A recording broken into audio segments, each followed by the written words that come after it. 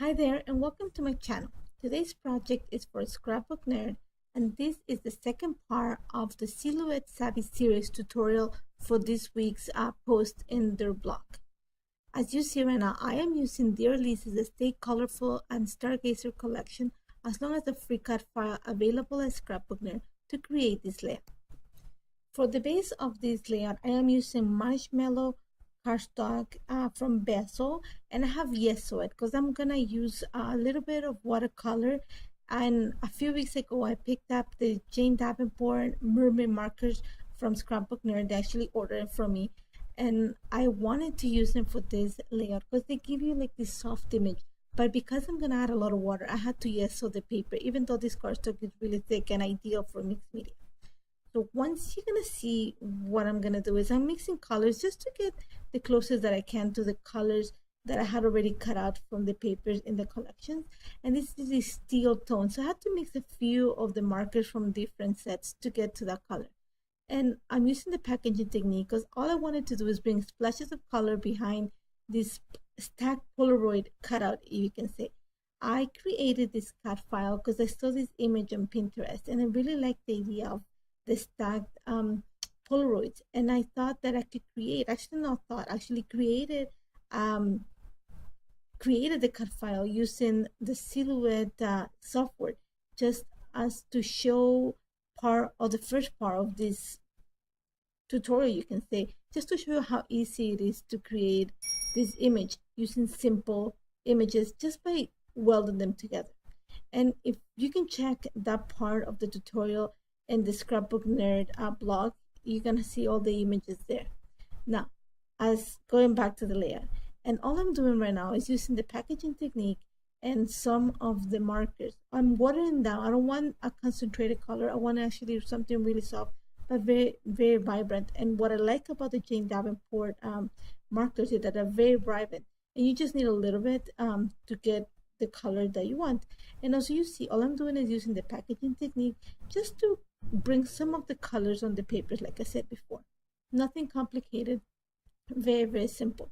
And I had this idea of bringing all this color because it's a picture of my niece and nephew, and they're little kids, and I love them. Every time we get together and I have the phone around, I like to take pictures with them, actually silly selfies, and they like to make faces for the camera.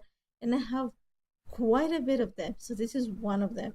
And that's what I brought the idea of the Polaroids because it works for me for what I have in mind, for what my memory keeping. This will be one of the pages. I usually scrapbook most of pictures twice because one goes for me, one goes in the album for, in that case, for my littles, and then the same for my kids. Once I was happy with my background, I set it aside to dry. And like I said before, I had pre-cut the paper from some of the collections. I think three of them come from Stay Colorful, and the last one comes from Stargazer. And all I'm doing is I'm using some foam adhesive because I want to add dimension to the background of the frames. Because I'm gonna add pieces to the inside of them. Even though the papers are busy, I want to play with them. I want to add a lot of interest because this, like I said, I wanted to make it fun. Now for the picture, I kept it very simple. A little piece of vellum because I just want to soften a little bit of the background.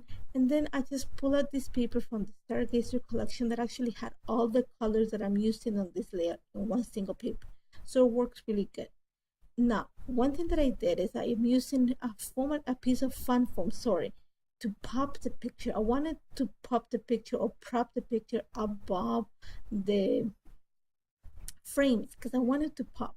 Now, now I'm gonna start to decorate it. And the first thing that caught my eye was this flare from the Stargazer collection. This is just peachy, and that works really good because actually happens to be in the peach paper. After that, I'm adding the title, and this comes from the Stay Colorful collection. This is Stay Magical, and that one is just that in reference to my niece and nephew. I want them to be silly for their lives because they're like my little kids. And after that, all of you see is I'm bringing some decorations or embellishments from different from the collections, and also I'm gonna use some of the chipboard from the confetti collection from Maggie Holmes. It just worked, the color worked, and the banner, you're gonna see in a little bit that it actually, I was able to coordinate it because of the color. As you see, all I'm doing is adding some little sentiment. And I actually also picked up the all the Pink Fresh Studio they mixed to, and they had this epoxy sticker that said, I attract crazy, and I thought that was the perfect sentiment for this particular layer.